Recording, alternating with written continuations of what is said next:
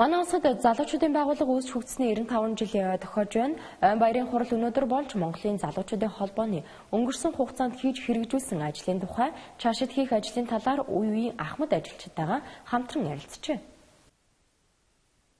Тэртээ 1921 оны энэ өдөр залуучууд эвлэлд нэгдэж бошхыг халах залуучуудын эвлэл хэмээх байгууллагыг байгуулж нийгэмдэх залуусын оролцоог нэмэгдүүлэх зорилгоор олон ажлыг хийж гүйцэтгэж байсан нь өнөөгийн Монголын залуучуудын байгууллагын ажлыг эхлүүлж байсан төвхтэй. Энэ түүхийн үргэлжлэл болсон Монголын залуучуудын холбоо жил бүрийн 8 дугаар сарын 25-ны өдрийг Монголын залуучуудын өдөр болгон тэмдэглэн өнгөрүүлдэг уламжилалтай. Харин манай улсын залуучуудын дунд тулгамдж байгаа төв аймал асуудал бол хөдөлмөр эрхлэлт байдаг.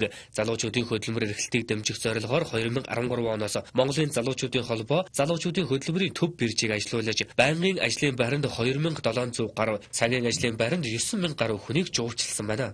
Зөвхөн биржээр дамжуулаад бидний нэг шийдэмжүүлж чадахгүй. Тэгээд шалтгаануудын тодорхой гарч ирж байна. Тэгэхээр хамгийн түрүүнд залуучуудад машин төвшлэг байхгүй, тийм ээ. За ажил дээр гараад бас чадвар муутай гэсэн хэд хэдэн шалгуураар залуучууд бол ажилд орж чадахгүй байгаа. Мөн залуу хүн өөрөөс нь шалтгаалах бас сөрөг талууд байдаг. Яг бол ажил голох, тийм ээ. Цалин голох ийм асуудал байна.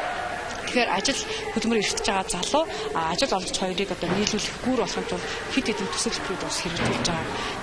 Монголын залуучуудын холбооны одоогийн төлөөлөл болон Монголын хувьсгалт залуучуудын эвлэлийн үе үеийн төлөөлөгчид оролцсон мөнхийн залуу нас 95 галт тэрэгний аялал өнөөдөр Улаанбаатар хотоос Дархан Сэлэнгийн чиглэлд аялах юм байна.